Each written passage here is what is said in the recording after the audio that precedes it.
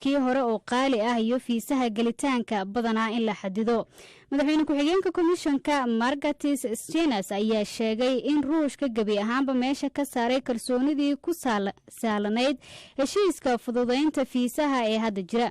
dhanka kale komishanku waxa uu soo jeedinayaa in midowga Yurub uu u diido inuu aqoonsado baasaboorka Ruushka ee lagu bixiyo Ukraine la haysto. warar ay baahiyeen warbaahinta Mareykanka ayaa soo xiganaya sirdoonka Mareykanka ayaa sheegay in Ruushku uu ka iibsanayo Kuuriyada Waqooyi gantaalo iyo madaafiic aad u badan si loogu adeegsado dagaalka Ukraine. sirdoonka Mareykanka ayaa la sheegay inay aaminsan yihiin in tani ay hoos ugu dhacday yaraanta daran ee soo food saartay ciidamada Ruushka.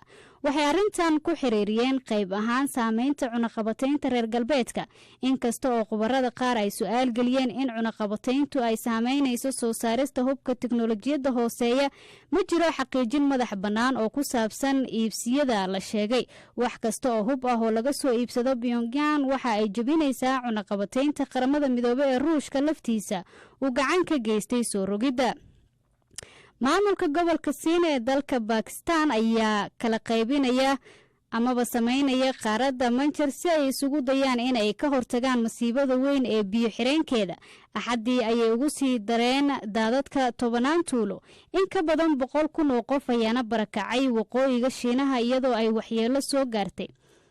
waa waqooyiga markaasi Pakistan iyadoo ay waxyeelo soo gaartay dadka shacabka ah ee halkaasi ku nool daadadkaasi aawadood. wasiirka waraabka ee Pakistan Jamshan Choro ayaana ka hadlay dhibaatooyinkii saacadihii ama maalmihii ugu dambeeyay ka dhacay halkaasi. We are badly affected by the climate change. We are the victim of what we have not done it. cimiladu aad bay noo saamaysay. waxaanan galabsan ayaynu dhibanno u nahay. mas-uul kama nihiin waxa halkan ka dhacay. qiiqa karboonku waxa uu ka yaryahay 1%. waana xaaladda ugu xun ee na soo food saartay. haddaba baaxadda masiibadu aad bay u sarraysaa. marka dowladdu keligeed halkan ma aha. dowlad goboleedyadu ma aha. dowladda federaalku ma awoodo inay xaaladdu wax ka qabato. waa in dunidu ay soo farageliso.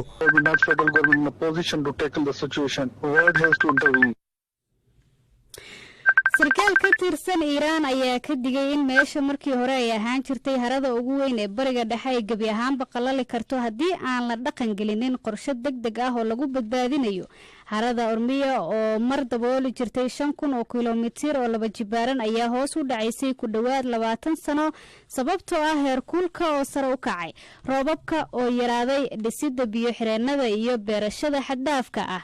Arezo Asrafazad oo ah madax ka ah xafiiska ilaalinta iyo soo celinta dhulalka qoyan ee Iiraan ayaa sheegay in waqooyiga iyo koonfurta Haraad ay hadda dhammaantood u go'een 2 qaybood. waxa ay sidoo kale uu sheegay in dhammaan dhismihii biyo xireenada cusub ay ahayd in la joojiyo oo la xadido beerashada si halkaasi fursad ugu hesho si loo soo celiyo biyihii harada. kooxaha gurmadka ayaa baadigoobaya 100 qof oo go'doonsan amaba laga cabsi qabo in la leeyahay maalin kadib markii dhulgariir xoogan uu ku dhuftay gobolka Sichuan ee dalka Shiinaha. ugu yaraan 65 qof ayaa ku dhintay dhulgariirkaasi.